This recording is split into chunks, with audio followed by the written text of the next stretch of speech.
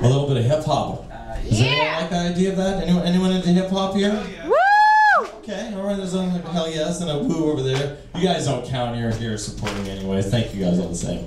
All right, this piece is called, yes, I love you, actually, it does count. This piece is called Worth, and I wrote this recently, actually, to the financial situation here in the US, and I was just kind of upset about it because I was having a real hard time finding a job, so I wrote this piece. Jobless, broken, fruitless, ruthless, market of mediocre wages, hours of mindless meddling and meaningless, searching for urchins of coin. Where is the work worthwhile and willing to right these wrongs? Were I a greater man, I would fall in line and sing those slave songs. It's been way too long since I felt the grit of soil and iron beneath these palms, and I toiled to reach Zion, so I cite these songs. Let alone by leash and tether, we know not better, for we huddle together because of this impending economical weather. Damn, another competitor, both watching the editor send a letter to her.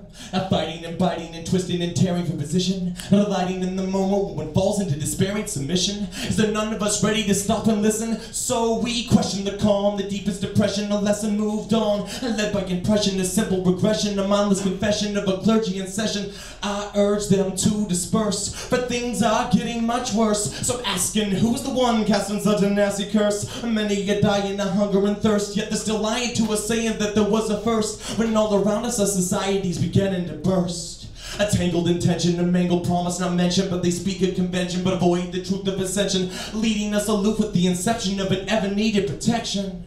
So what is the perception of a passive people? Have we become mastered to the point of being feeble? Conceiving the evil is a weevil, the widow's a will, in the defenseless womb of our wounded worth. Yet we look at each other from mother to daughter, to father to brother, to sister to son. No matter the spinning, the twisting, the grieving and weaving and needing, as long as we're leading in the direction of one.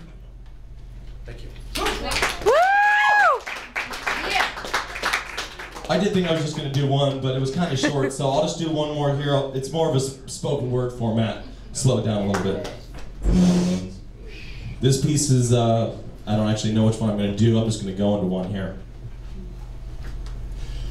I am born and torn from my womb and consumed by my past, yet the fumes that loom out of this blackened morass come to attack me so fast that I now smack into my back, cause now I'm back from where I came. And everything seems the same. I'm even coiled in shame, trying to wash this soiled soul that does remain stained.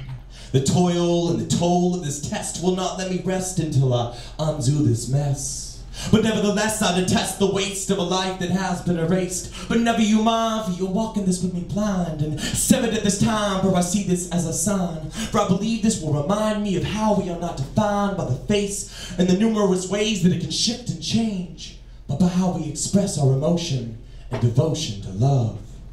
Some say it's strange, for they doubt themselves for who they are. Maybe it's because they can't find an emotional sensation inside, so now they turn their face and suck in their pride, duck and then hide, always ready to divide. Why is it that we've gone and lied to ourselves about who we are? Was it not you as a child who looked towards the stars, smiled wild and free to be that kid inside? Did you not lie in bed, half awake but fully dreaming? Was it not you who took every moment for what it was, and not just because you knew it was real, but because that is how you could truly come to feel?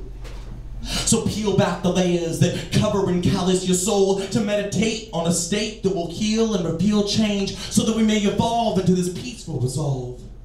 And if that doesn't solve the problem, then yet again now comes the child born in blood's bane, only to run in these red veins is the pain of our soul's past. Yet the question stands, will we let this last?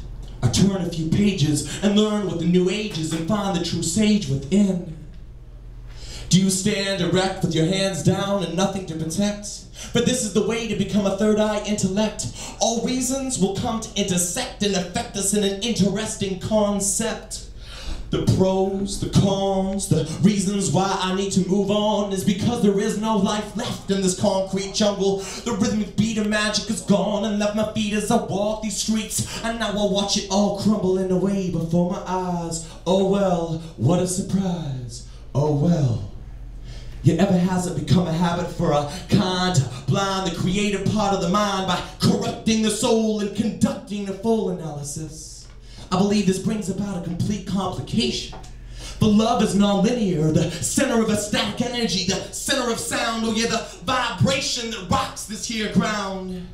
Now take a moment to look what you have found, for this is what makes our world turn around. Thank you.